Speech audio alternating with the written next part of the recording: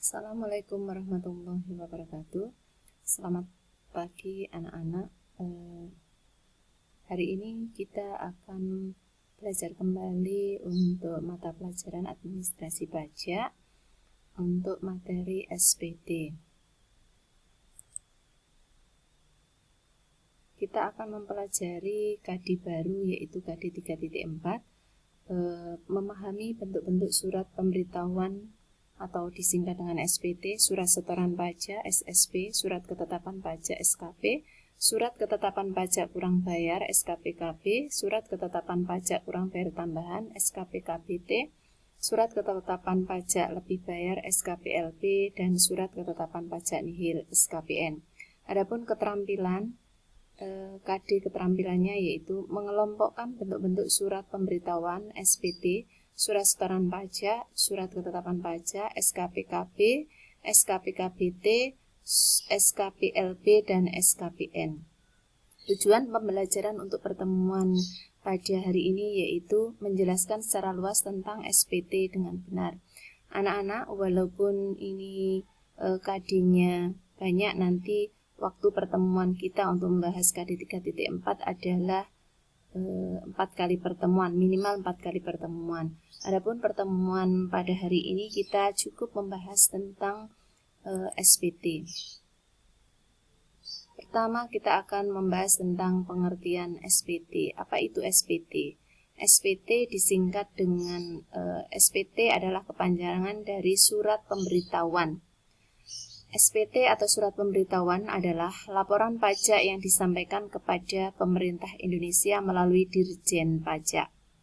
Atau atau definisi daripada SPT yaitu surat yang oleh wajib pajak digunakan untuk melaporkan perhitungan dan atau pembayaran pajak, objek pajak dan atau bukan objek pajak, dan atau harta dan kewajiban menurut ketentuan perundang-undangan perpajakan. Jadi pada intinya SPT adalah surat yang oleh wajib pajak digunakan untuk melaporkan penghitungan pajak, dan yang dilaporkan itu bukan hanya nominal pajaknya tetapi objek pajaknya apa, misalnya penghasilan bukan objek pajak. Kemudian harta juga ikut dilaporkan di dalamnya. Kemudian yang kedua yaitu fungsi SPT. Fungsi SPT bagi wajib pajak penghasilan. Untuk apa? Sebagai sarana untuk melaporkan dan mempertanggungjawabkan penghitungan jumlah pajak yang sebenarnya terutang dan untuk melaporkan tentang 1. Pembayaran atau pelunasan pajak yang dilaksanakan sendiri dan atau melalui pemotongan atau pemungutan pihak lain dalam 1 tahun pajak atau bagian tahun pajak. Kemudian yang kedua, penghasilan, melaporkan tentang penghasilan yang merupakan objek pajak dan bukan objek pajak. Kemudian yang ketiga, melaporkan tentang harta dan kewajiban. Yang keempat adalah pembayaran dari pemotong atau pemungut tentang pemotongan atau pemungutan pajak orang pribadi atau badan lain dalam satu masa pajak sesuai dengan ketentuan perundang-undangan perpajakan. Kemudian fungsi SPT bagi PKP. Kemarin minggu lalu bukan telah menerangkan tentang PKP, pengusaha kena pajak. Fungsi SPT bagi PKP atau pengusaha kena pajak adalah sebagai sarana untuk melaporkan dan mempertanggungjawabkan penghitungan jumlah pajak pertambahan nilai atau PPN dan pajak penjualan atas barang mewah atau PPNBM yang sebenarnya terutang dan untuk melaporkan tentang A. Pengkreditan pajak masukan terhadap pajak keluaran, B. Pembayaran atau pelunasan pajak yang telah dilaksanakan sendiri oleh PKP dan atau melalui pihak lain dalam satu masa pajak sesuai dengan ketentuan peraturan perundang-undangan perpajakan. Jadi fungsi SPT bagi PKP salah satunya adalah untuk mengkreditkan pajak masukan terhadap pajak keluaran. Ketika kita sebagai penjual itu order barang, membeli barang, berarti kita wajib untuk membayar pajak, dipungut pajak. Tetapi pajak yang kita bayar itu disebut dengan pajak masukan atau VAT-in. Kemudian ketika kita sebagai penjual menjual barang, berarti kita memungut pajak. Pajak yang kita pungut itu disebut dengan VAT-out atau PPN keluaran. Di akhir periode, maka pajak masukan VAT-in bisa dikreditkan pada pajak keluaran. Kemudian selisihnya akan ketemu PPN payable atau utang pajak. Kemudian fungsi SPT bagi pemotong atau pemungut pajak adalah sebagai sarana untuk melaporkan dan mempertanggungjawabkan pajak yang dipotong atau dipungut dan disetorkannya.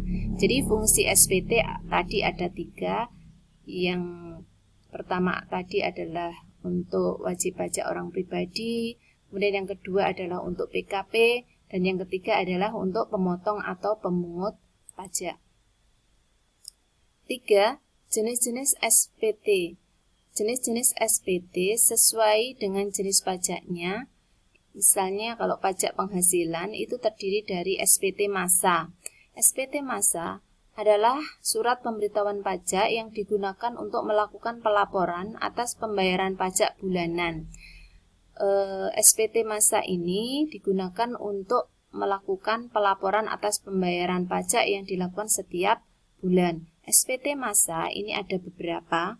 Yang pertama adalah SPT massa PPh pasal 21/26 berbentuk formulir SPT massa PPh pasal 21, 26 1721. Kemudian SPT massa PPh pasal 22 untuk belanja barang yang dibiayai oleh anggarannya bersumber dari pemerintah daerah maupun pemerintah pusat.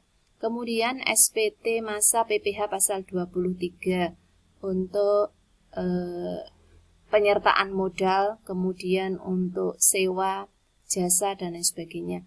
Kemudian SPT massa PPh pasal 15, SPT massa PPh pasal 25 orang pribadi dan badan. Ini kalau PPh pasal 25 ini adalah PPh yang dibayarkan setiap bulan atau kredit pajak. Kemudian SPT massa PPh pasal 4 ayat 2. SPT massa PPh pasal 4 ayat 2 berdasarkan PP nomor 23 tahun 2018. Berbentuk bukti setoran pajak. SPT massa PPN dan PPNBM, SPT massa PPN PKP pedagang eceran, SPT massa PPN bagi pemungut. Selain SPT massa, itu ada SPT tahunan, yakni SPT untuk suatu tahun pajak atau bagian tahun pajak. Adapun jenis SPT tahunan PPh terdiri dari 1. SPT tahunan PPh untuk wajib pajak orang pribadi. Surat pemberitahuan tahunan PPh orang pribadi untuk wajib pajak orang pribadi, usaha dan pekerjaan bebas disebut juga formulir 1770. Jadi untuk PPh orang pribadi yang mempunyai pekerjaan bebas, maka ketika mengisi SPT menggunakan formulir 1770. Kemudian yang kedua, SPT tahunan PPh orang pribadi untuk wajib pajak orang pribadi sebagai karyawan swasta, karyawan BUMN, PNS, TNI Polri, pensiunan PNS, TNI Polri dengan penghasilan bruto, penghasilan kotor lebih dari 60 juta setahun atau kurang dari 60 juta setahun, tetapi mempunyai penghasilan lain disebut juga formulir 1770S. Jadi kalau misalkan PNS atau karyawan swasta yang mempunyai penghasilan bruto dalam waktu setahun itu lebih dari 60 juta atau kurang dari 60 juta setahun, tetapi dia mempunyai penghasilan lain, misalnya punya usaha, maka untuk SPT tahunan yang diisi menggunakan formulir 1770S. Kemudian SPT tahunan PPh orang pribadi yang mempunyai penghasilan bruto lebih dari 60 juta atau kurang dalam setahun dan dia tidak mempunyai penghasilan lain disebut formulir 1770SS. Misalnya PNS atau pensiunan PNS yang mempunyai penghasilan kurang dari 60 juta setahun atau 60 juta setahun dan dia tidak mempunyai sumber penghasilan lain, maka ketika mengisi SPT tahunan dia menggunakan formulir 1770SS. SS artinya sangat sederhana, kalau S itu artinya atau kepanjangan dari sederhana. Kalau SS sangat sederhana. 4. Pihak yang memiliki kewajiban mengisi SPT. 1. Wajib pajak yang menerima atau memperoleh penghasilan dari kegiatan usaha dan atau pekerjaan bebas. Kemudian, wajib pajak orang pribadi yang menerima atau memperoleh penghasilan dari modal. Kemudian, pegawai yang menerima atau memperoleh penghasilan sehubungan dengan pekerjaan, jasa, kegiatan yang jumlahnya telah melebihi PTKP. Kuasa warisan yang belum terbagi, pejabat negara, PNS, anggota TNI Polri, dan pegawai BUMN, BUMD. WNI yang bekerja pada perwakilan negara asing atau perwakilan organisasi internasional. Orang asing yang berada di Indonesia lebih dari 183 hari dalam jangka waktu 12 bulan atau orang yang berada dalam 1 tahun pajak berada di Indonesia dan mempunyai niat untuk tinggal di Indonesia. Dan terakhir, masing-masing suami istri yang dikenakan PPh secara terpisah. Jadi pada intinya, yang berkewajiban mengisi SPT adalah mereka yang mempunyai penghasilan lebih dari melebihi PTKP dalam 1 tahun. PTKP adalah penghasilan tidak kena pajak. Sekarang, mengapa toh kita diwajibkan untuk mengisi dan menyampaikan SPT tahunan PPh? Setiap wajib pajak yang telah memenuhi persyaratan subjektif ataupun objektif, maka kepadanya diwajibkan untuk mendaftarkan diri untuk memiliki NPWP, pasti. Kemudian wajib mengisi SPT dengan benar, lengkap dan jelas dan menandatanganinya serta menyampaikan ke kantor Dirjen Pajak atau tempat lain yang ditetapkan oleh Dirjen Pajak.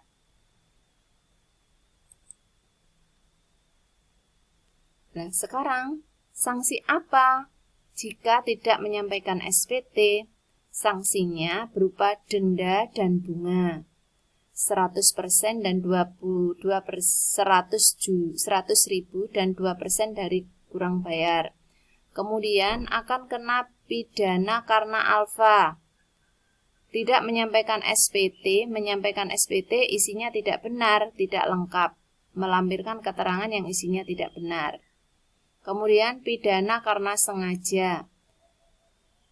Jadi yang tidak menyampaikan SPT, kemudian menyampaikan SPT namun isinya tidak benar, tidak lengkap, melampirkan keterangan yang isinya tidak benar, maka dia akan kena kurungan paling singkat 3 bulan atau paling lama 1 tahun dan denda paling sedikit 1 kali dari pajak yang terutang atau 2 kali dari pajak terutang.